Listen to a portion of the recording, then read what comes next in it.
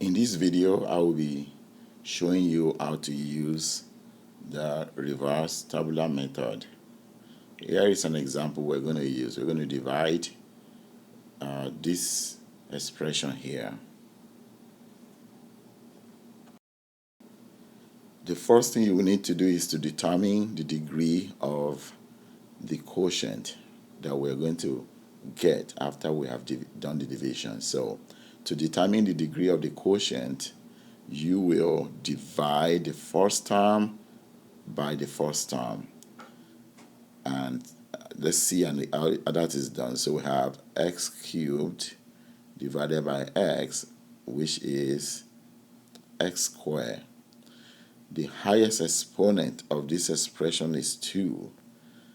That is why the degree of the coming quotient will be 2, because we divided the first term by the first term.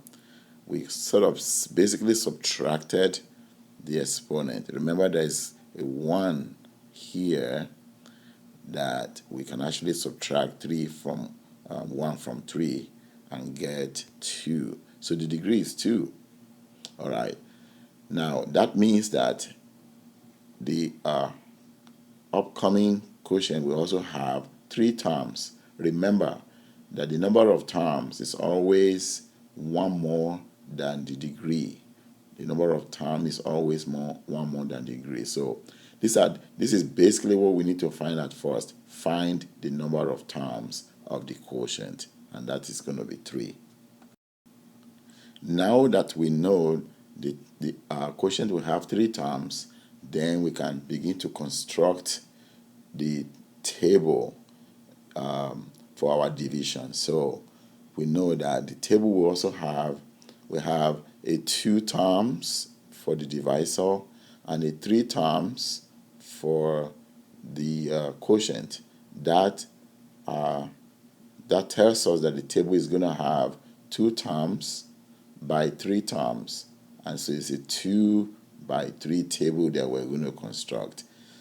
In this method, we will put the divisor that we know, this divisor right here, we're going to put it right on this side of the table, and then we're going to place the dividend, all these terms, we're going to place them around the table like that on the left and the bottom side.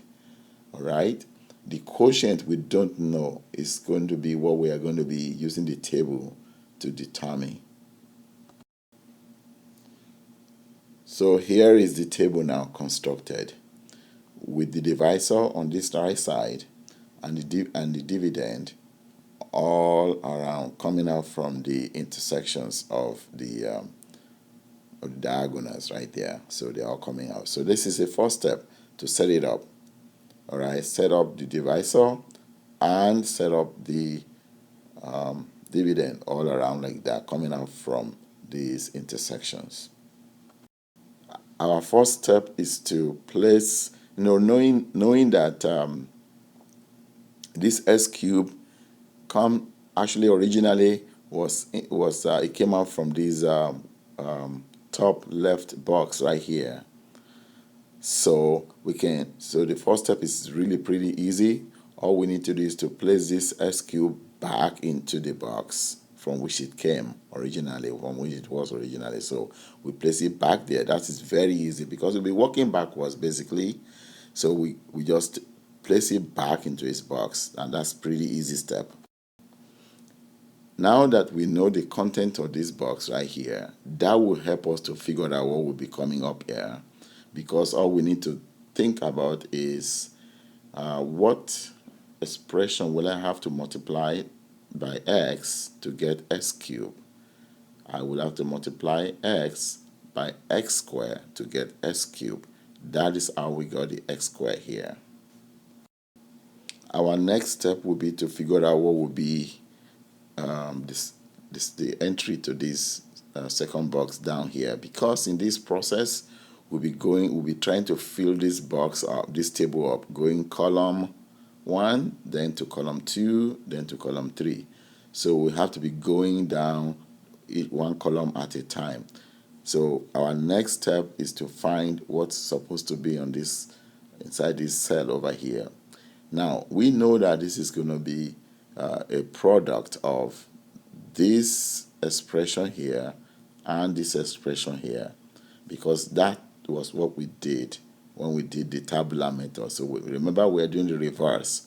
So now we're just going to multiply 1 times x squared, and that is what is going to be inside this cell over here. So here is the x squared that you have right here, coming from 1 times x squared. The next thing is to go up to this next column. Now, this is where you have to really be careful, because remember, this 2x squared right here, this 2x squared is coming from the sum of these two elements right here. It's coming from the sum of the diagonal elements. So we need to place a quantity here, something here, so that when we add to this, will give me 2x squared. All right, so I can set up a little equation to help me with that, like this. I know I'm going to add x squared plus something, I'm going to use a blank box, will give me 2x squared. So what I'm saying is that we are going to place something here, plus this, or this plus this should give me the this sum that is outside. So this is just like basic algebra. We can subtract x squared from both sides to get this box, this empty box by itself. Let's do that. Subtract x squared from both sides, and I will get x squared. So up here, the answer that's going to come up here will be x squared. We have x squared is coming down here, because when you add them together, if you add x squared plus x squared, you get 2x squared. I hope that is clear a little bit.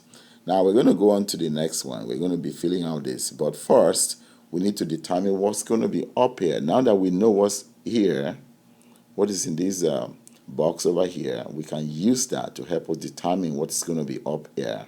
So what we need to do is to find an expression to multiply by x that will give me x squared. That is pretty easy. X times x will give me x squared. So up here I have x coming from the fact that I needed to multiply x by something to get me x squared, so it's x. Now that I have that, this quotient here, that will help me to determine what's going to be on this middle bottom box over here. So easy, I will just do 1 times x will give me x over here. So there you have it. X is over here, coming from 1 times x. Now, we're going to continue the process by going to the next column. Now, remember, we got 2x. This 2x is coming from this sum. X plus a box will give me 2x. So x plus something I don't know will give me 2x. Well, if I subtract x from both sides, I will get the box by itself, the empty box by itself. That means this box should hold x. All right, let's see. So x is in this box now. Is the x. All right. Now the next thing is to determine what's going to be up above this box. We know that x times something will give me x. So x, this quantity here has to be 1, because x times 1 gives me x. So you have x equals, this quantity is 1. Now that helps me to find what's going to be down here. 1 times 1 is 1. All right. Now that we have filled the table, everything is completed now. The result of our division should be found up here. So that means that if we divide x cubed plus 2x squared plus 2x plus 1 divided by x plus 1, the answer is x squared plus x plus 1. So here is the final answer to our division problem. Hope this helps you a little bit. All right, see you in the next video.